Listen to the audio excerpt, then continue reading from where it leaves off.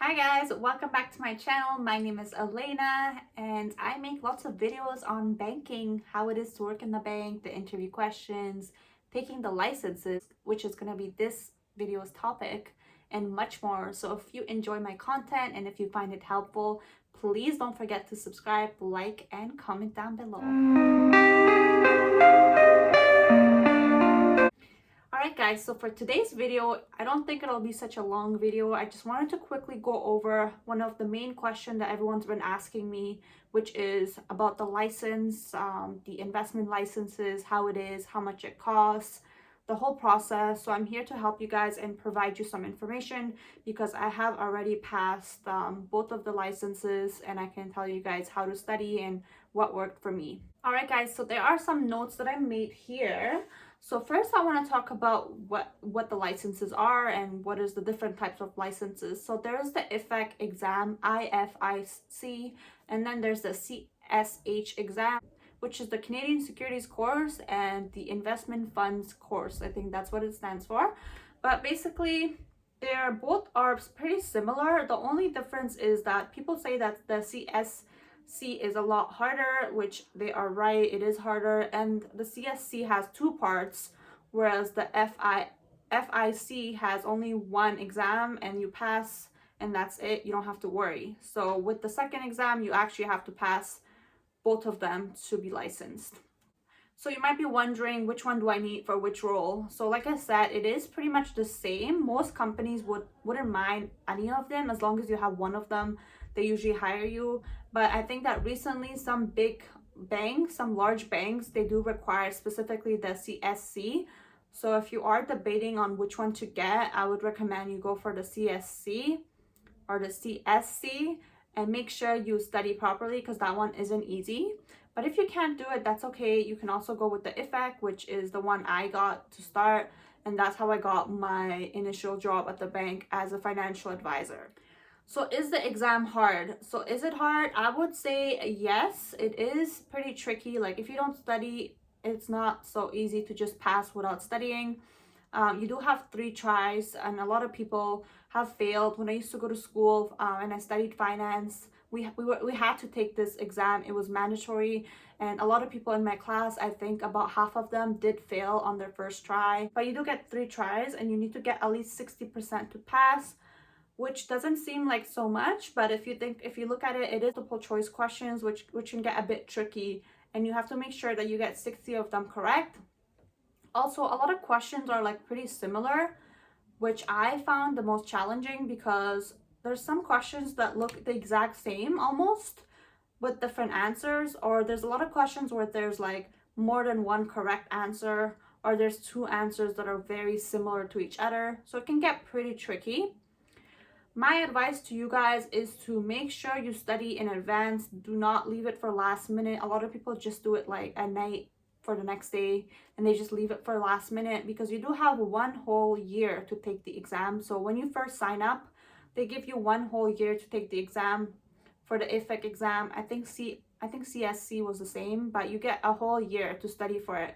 And that's given to you for a reason, because they want to make sure that you're ready and you don't just waste time, because if you fail 3 times, you're going to have to pay again, which you don't want to do.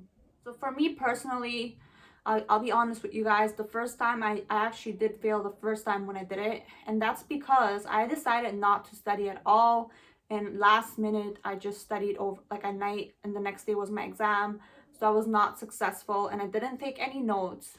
But the second time I did pass, and what I did was I made as much notes as I possibly could.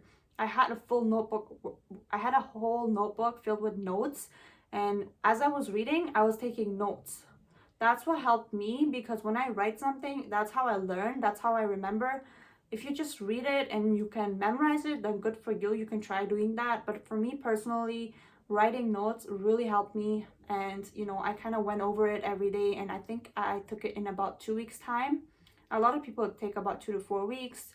You can keep it for a whole year if you have to, but for me, I had a deadline for me to get promoted to financial advisor role. I had to get licensed. Second note that I have for you guys is make sure you try online quizzes. So there's a lot of people that have posted similar questions online. There's quizzes that you can take and you can actually test yourself. So once you do study for it, make sure you go online and search up for those quizzes and take them over and over and over again. Make sure that you know all the questions, and that really helped me because I was able to practice the questions. And when I finally did the exam, it wasn't like a big surprise because I was already familiar with the type of questions that might come up. So do that. And if you have any like study groups, make sure you join them. There's a lot of people that's taking this exam. If you go on certain websites or even if you go to school, there should be a lot of groups of people who are studying for that as well. And you can join those groups. For me personally, like I said before, it was mandatory to take this exam. So what I did was I joined with a lot of people in my class. Every day after school, we would go and study and take notes and help each other. You know, there's some stuff that I might have not studied that they were able to help me with, and they reminded me to study that area as well. So being able to connect with people who are also taking that exam is a good idea. And I just wanted to tell you guys a little bit more about why you might need this exam or for which role specifically. So when I first started joining the bank as a bank teller, I didn't need any licenses for that role. But later on, as I got promoted to a financial advisor, or sorry, banking advisor, that was the title I got promoted to, they did require me to pass that course before I got the... So if you're hired internally, they give you some time. As long as you finish it before you're done the training, that's fine.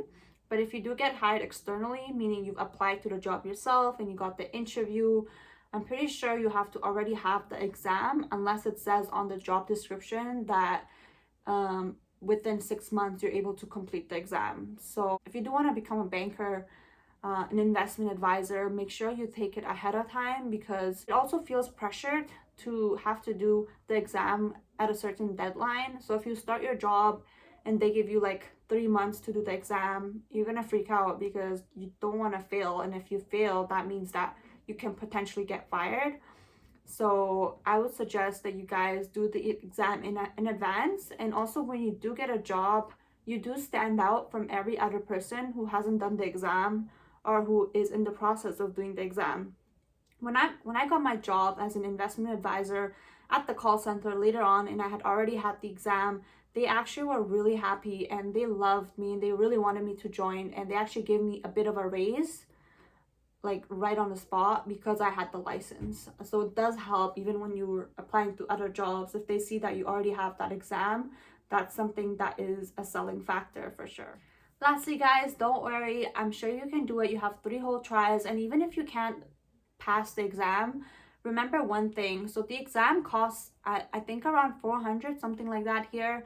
But if it is free if you're working in the bank. So this is something you want to note down, because I wouldn't suggest that you get rid of like the receipt or confirmation of payment, because once you get the job at the bank, they actually cover the fee of you passing the exam. I'm not sure whether they'll still cover it if you did it beforehand.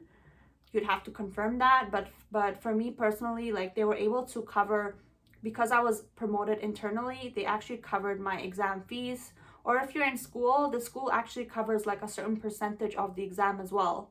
So guys, do not pay the full amount. Make sure you find out more information. I'm sure your company will cover the exam fees for you, and even if you failed, I think that they cover it up to 2 times or something like that. So yeah, I hope this helped, guys, and I hope you guys pass, and let me know what you guys think and how hard it was, or if you guys have any other questions. Goodbye.